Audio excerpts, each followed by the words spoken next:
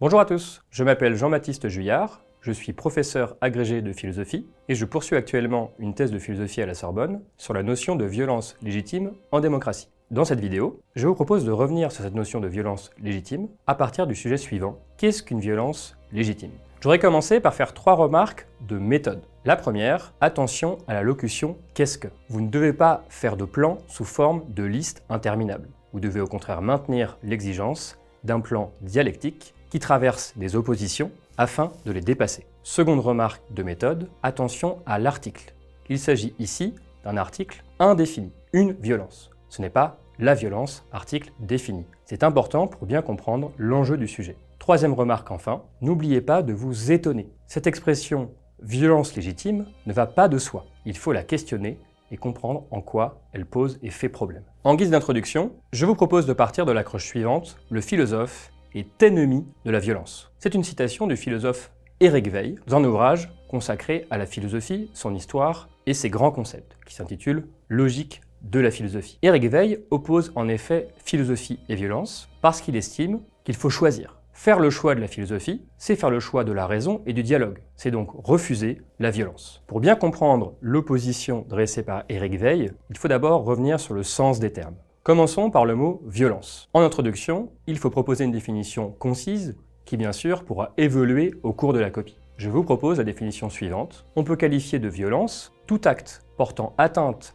à l'intégrité physique ou morale d'une personne ou d'un groupe et causant une destruction. Il est important de souligner qu'il existe différentes formes de violence. On pourra aussi parler de violence symbolique. On peut compléter cette définition en s'interrogeant sur la dimension consciente ou non de l'action violente. Pour bien comprendre un terme, il est important de le distinguer d'autres termes. Je vous recommande de faire au moins 3 distinctions avec le terme violence. La première, c'est la distinction entre la violence et le conflit. Le conflit, c'est l'opposition des volontés. Pensez à un conflit politique. Mais cette opposition n'implique pas forcément la destruction de son adversaire. Deuxième distinction, celle entre la violence et la contrainte. La contrainte, c'est l'obstacle à la volonté. Là encore, cet obstacle n'implique pas nécessairement une destruction. On peut penser à la place des contraintes dans le domaine éducatif. Troisième distinction entre violence et force. On peut commencer par souligner que le terme force est associé à celui de violence par son étymologie. Mais ces deux termes sont bien distincts. On peut s'appuyer pour les distinguer sur le fait que le terme de force est présent dans le vocabulaire des sciences physiques, des sciences de la nature, où il désigne ce qui met en mouvement. A l'inverse, le terme violence est lui propre aux sciences sociales et à toute réflexion sur la condition humaine. Pourquoi? Parce que là où la force met en mouvement, la violence ajoute toujours l'idée et le fait d'une destruction. L'idée de légitimité suppose l'exercice de la raison. Légitimer, c'est argumenter en faveur de. Sur le plan pratique, c'est rendre acceptable. Sur le plan théorique, c'est rendre compréhensible. On veillera à distinguer la légitimité de la légalité. La légalité est la conformité à la loi ou au droit, alors que la légitimité est la conformité à des principes ou des valeurs supérieures. Le problème posé par le sujet est donc le suivant. Comment la raison peut-elle rendre acceptable, voire souhaitable, un acte qui lui est contraire? Légitimer, c'est argumenter. Dès l'introduction, pensez donc à avoir à l'esprit les principaux arguments mis au service de la violence. On peut distinguer 3 justifications principales de la violence. Première justification, elle repose sur l'argument de l'efficacité. Une violence est légitime parce qu'elle est efficace. Elle nous permet de satisfaire notre ambition ou notre objectif. Deuxième justification principale, qui repose sur l'argument du dernier recours. La violence devient légitime après avoir essayé tous les recours possibles. Troisième justification, l'argument de la légitime défense ou de la contre-violence. La violence est légitime parce qu'elle n'est qu'une réaction à une agression injustement subie. On peut faire correspondre à ces 3 arguments 3 phases très simples. Pour la première, l'argument de l'efficacité, ça marche. Pour la seconde, l'argument du dernier recours, on a tout essayé. Et enfin, pour la dernière, qui repose sur l'argument de la légitime défense, ce sont eux qui ont commencé. Je vous propose de commencer en première partie par la thèse suivante. Une violence légitime est une violence institutionnalisée au service de l'intérêt général. Premier argument et première sous-partie de cette première partie, une violence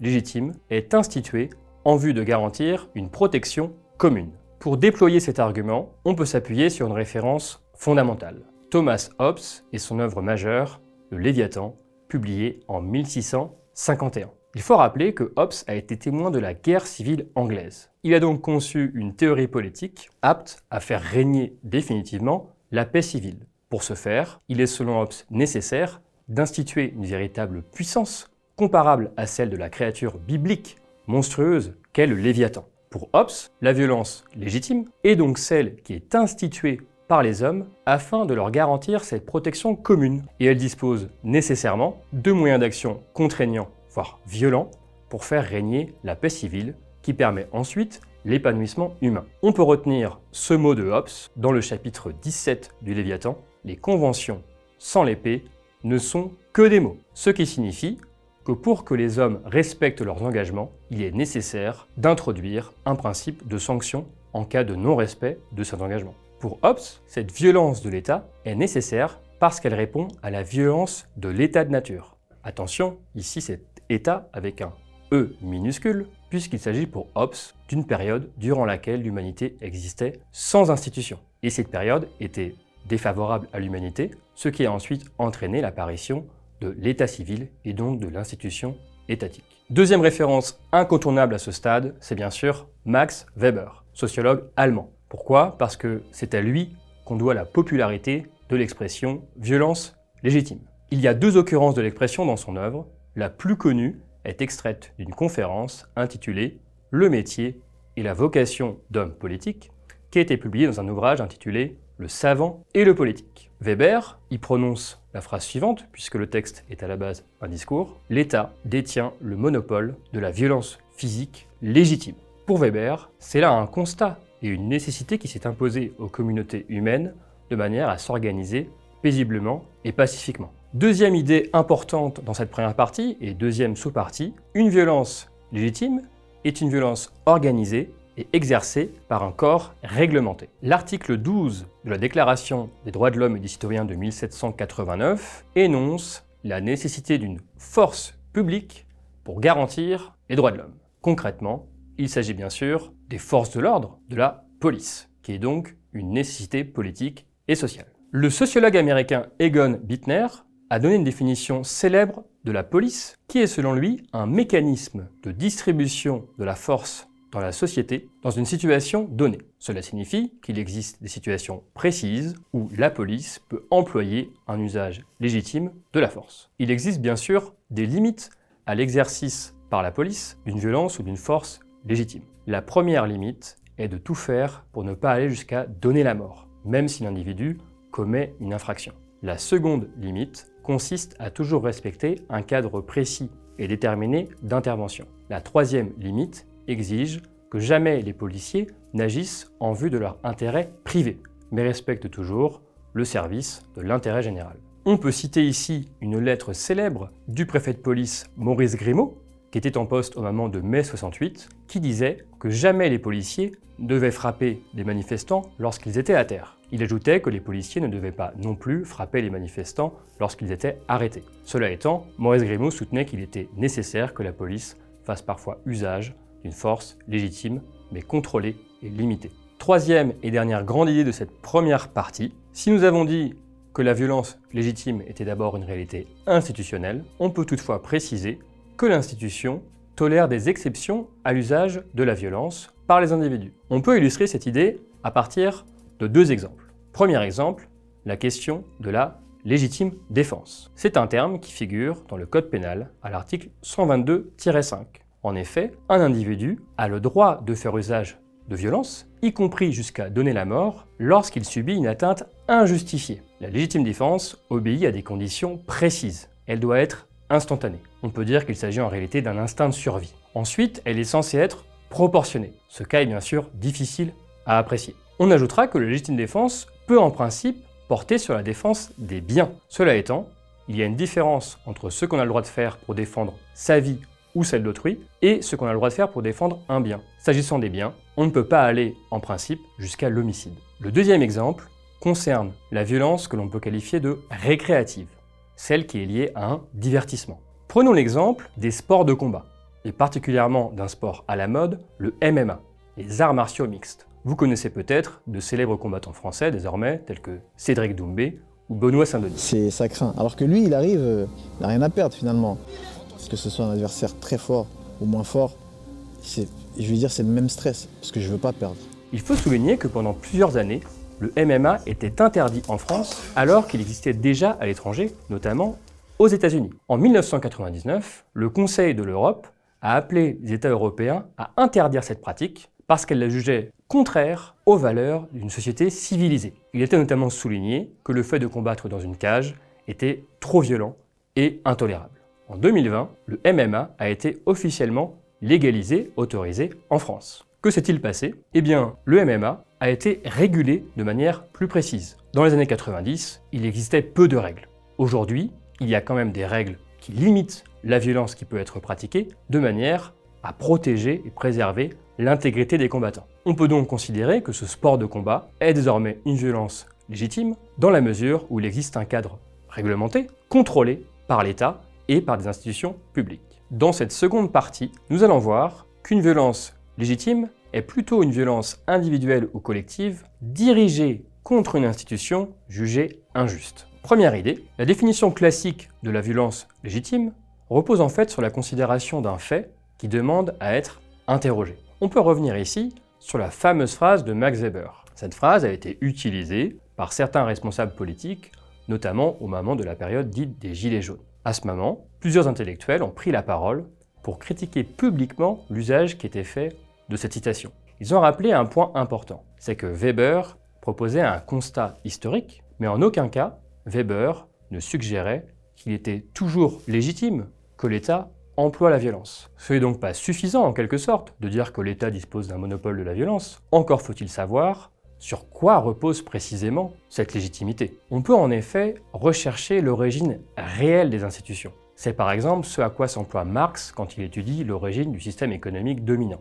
Dans un chapitre du Capital, du livre 1, publié de son vivant, Marx explique que contrairement à ce qu'enseignent les économistes classiques, le capitalisme trouve son origine dans la violence, plus exactement dans la captation de richesses violentes, notamment au cours de la colonisation. Il y a donc un écart entre le discours qui légitime l'institution et son origine réelle, le plus souvent sanglante. Deuxième argument important dans cette partie, certes, on constate que l'institution étatique a cherché à légitimer une violence, mais cette violence donne lieu à des abus qui finalement portent atteinte à cette légitimation. Ici, on peut prendre l'exemple de l'histoire de la répression policière. Nous évoquions Maurice Grimaud. Avant lui, il y a eu Maurice Papon, qui non seulement a été condamné pour avoir collaboré sous l'occupation, mais aussi a été fortement critiqué, puisque lorsqu'il était préfet de police de Paris durant les années 60, il a été à l'origine de décisions qui ont conduit à ce qu'on appelle le massacre de Charonne, à savoir une répression extrêmement violente d'une manifestation certes interdite mais pacifique durant le contexte de la guerre d'Algérie. En 1962, 9 militants communistes trouvent la mort après avoir été très violemment frappés par la police. Nous avons vu des policiers qui prenaient des manifestants par les jambes, par les pieds et par les épaules, qui les balançaient comme ça et qui les jetaient par-dessus la grille du métro. Le sociologue Didier Fassin, dans un livre intitulé « La force de l'ordre », a cherché à étudier les biais qui existent dans la manière dont la police intervient dans certains quartiers. Il en a tiré un ouvrage critique qui a pour but de contribuer à une réforme de la manière dont la police entre en contact avec certaines populations. Troisième idée forte, on peut alors comprendre pourquoi une violence légitime est en réalité une action menée par des individus regroupés qui exercent un droit de résistance légitime pour s'opposer à une situation injuste. Cette idée peut être défendue à partir d'une référence à la Déclaration des droits de l'homme. Dans l'article 2, on trouve parmi les droits fondamentaux celui de la résistance à l'oppression, ce qui suppose bien sûr de savoir jusqu'où peut aller cette résistance et en quoi consiste l'oppression. Dans le traité du gouvernement civil, le philosophe anglais John Locke, une des grandes figures du libéralisme politique, défend un droit de résistance lorsqu'un régime devient tyrannique. Et Locke souligne qu'il est donc possible de soutenir que dans certaines situations, qu'il faut bien sûr justifier, un individu est fondé à opposer à une force ou une violence injuste qui s'exerce sur lui, une forme de désobéissance qui peut aller jusqu'à la confrontation. Résister, c'est donc résister à l'oppression. Mais en quoi consiste précisément cette oppression? Il peut y avoir une oppression physique et une oppression morale ou sociale. L'historien Gérard Noiriel a récemment proposé une réflexion sur les Gilets jaunes à la lumière de l'histoire. Il commence par distinguer deux formes de violence. la violence physique, qui tend plutôt à diminuer dans l'histoire, et ce qu'il appelle la violence douce, qui correspond concrètement à des formes de violence sociale, telles que la précarité. Il souligne que ce qui s'est passé lors des Gilets jaunes relève plutôt d'une forme de révolte sociale contre des formes d'injustice. Il souligne encore que dans notre histoire, toute révolte populaire s'est accompagnée de violence. En ce qui concerne les Gilets jaunes, les violences ont plutôt été des destructions de biens et parfois des blessures lorsque les Gilets jaunes ont été confrontés aux forces de l'ordre. Ils sont niqués par les gendarmes aussi de la même manière. Du coup là c'est vraiment un ras-le-bol général qui est... En réaction, eux-mêmes, souligne Gérard Noiriel, ont été pour beaucoup blessés. Un autre exemple fondamental pour penser la résistance à l'oppression est bien sûr celui de la lutte anticoloniale. Ici, on citera le texte essentiel de Frantz Fanon, Les damnés de la terre, publié en 1961. Frantz Fanon constate que le système colonial repose sur la violence, et il considère qu'il est donc compréhensible et légitime que les opprimés finissent par réagir violemment. Il dit même que c'est là une réaction biologique et vitale, une légitime défense. Jean-Paul Sartre a écrit une préface pour ce livre de Frantz Fanon. Dans sa préface, il va encore plus loin, en quelque sorte. Il juge cette violence nécessaire à la transformation sociale et il juge aussi qu'il est normal d'en arriver à une telle situation et qu'il n'y a pas finalement à avoir de regrets pour ceux qui ont pratiqué des actes de violence qui avaient pour but de les libérer de l'oppression coloniale. Pour la troisième partie, qui est, comme vous le savez, la plus importante, le cœur de votre réponse, je vous propose de soutenir la thèse suivante. En définitive, une violence légitime ne peut être qu'une violence rationnellement limitée qui ne constitue jamais une fin en soi. Première idée, première sous-partie, une violence légitime ne l'est que dans la mesure où elle demeure un moyen qui n'est jamais considéré comme ayant une valeur intrinsèque. La philosophe Hannah Arendt, dans un texte intitulé « Sur la violence », a critiqué la manière dont Jean-Paul Sartre a pu, d'ailleurs plus que Fanon lui-même, légitimer la violence. Pour résumer, la violence n'est pas édifiante, elle n'élève pas. Raymond Aron, un adversaire de Sartre, a lui aussi critiqué le fait, selon lui, de procéder à une philosophie de la violence, de la justifier pour elle-même. Aron, lui aussi, reconnaissait bien sûr que la violence est parfois inévitable pour établir la justice. Mais la limite est de ne jamais tomber dans une forme de facilité de la légitimation. C'est ce sur quoi a aussi insisté Albert Camus. Dans sa correspondance, il critique ce qu'il appelle la violence confortable, c'est-à-dire une violence trop facilement légitimée, et il insiste sur ce paradoxe, la violence est à la fois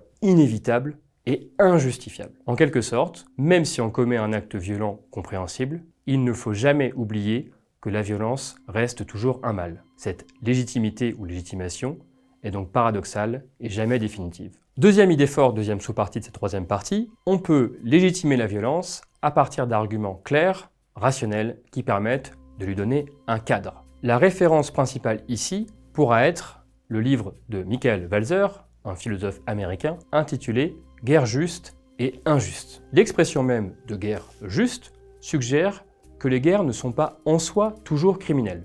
Il existe des crimes de guerre, mais la guerre n'est pas nécessairement un crime en soi, à condition, selon Walzer, qu'elle s'inscrive dans un cadre. Walzer reprend là une longue tradition, qui est celle de la volonté des philosophes, des théologiens et des juristes, d'établir un cadre pour cette activité malheureusement fréquente dans l'histoire, qu'est la guerre. Ce cadre repose sur trois questions. La première question porte sur la nature des motifs d'entrée en guerre. On peut distinguer des motifs légitimes, par exemple, la réponse à une agression, et des motifs illégitimes, par exemple la volonté de conquérir un territoire. Deuxième question, pour déterminer une violence acceptable et juste dans le cadre d'une guerre, c'est la question des moyens. Comment la guerre est-elle menée? La première règle ici consiste à bien distinguer les combattants des civils. Une guerre juste, une violence ici légitime, consiste à ne pas s'en prendre aux civils, mais à s'en prendre uniquement aux combattants que l'on reconnaît traditionnellement à leur uniforme. Troisième question,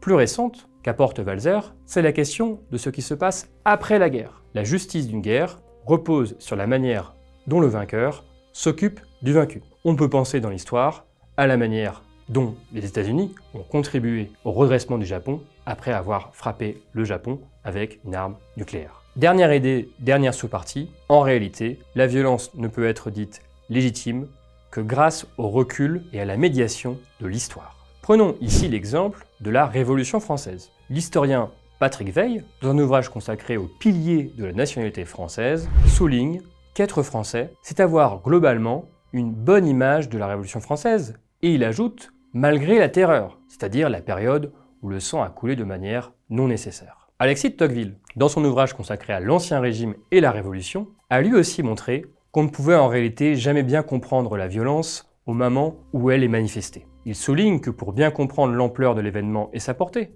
et finalement pour déterminer si la violence a été acceptable, légitime, il faut s'appuyer sur les conséquences et sur une distance suffisante. Pour mesurer et apprécier la légitimité de la violence, il faut donc s'écarter et s'éloigner du moment où on l'exécute, puisque la violence brouille notre jugement. On peut donc penser que la plupart des arguments qui sont mobilisés au moment où on s'apprête à commettre l'acte violent ne sont pas les plus convaincants ni les plus pertinents. Alexis de Tocqueville, dans son autre ouvrage très important et même encore plus important qu'est La démocratie en Amérique, nous permet même de s'interroger sur la disparition de cette notion de violence légitime. Il constate qu'à mesure que l'égalité progresse, qu'il appelle l'égalité des conditions, qui est une égalité sociale, finalement les gouvernements démocratiques n'ont plus tant besoin de recourir à une violence légitime. Il constate aussi que les révolutions violentes tendent à diminuer dans l'histoire, là encore dans les sociétés démocratiques. Tocqueville a assisté à la révolution de 1848. Cette révolution, importante sur le plan politique,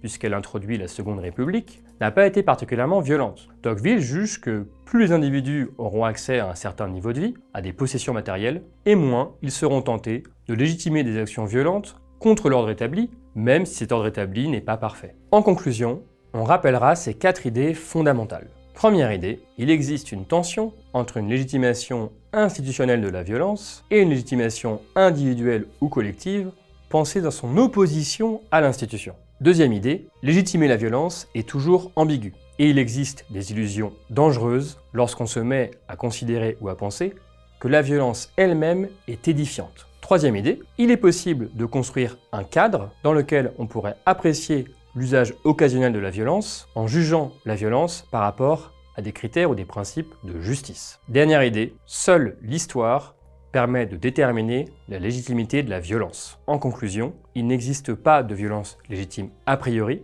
du moins pas de manière certaine, mais il peut exister une violence légitimée, acceptable, a posteriori. Merci de votre attention, j'espère que cette vidéo vous aura permis de mieux comprendre cette expression de violence légitime. N'oubliez pas d'avoir une argumentation précise, richement illustrée, et surtout, n'oubliez pas de prendre plaisir à la réflexion.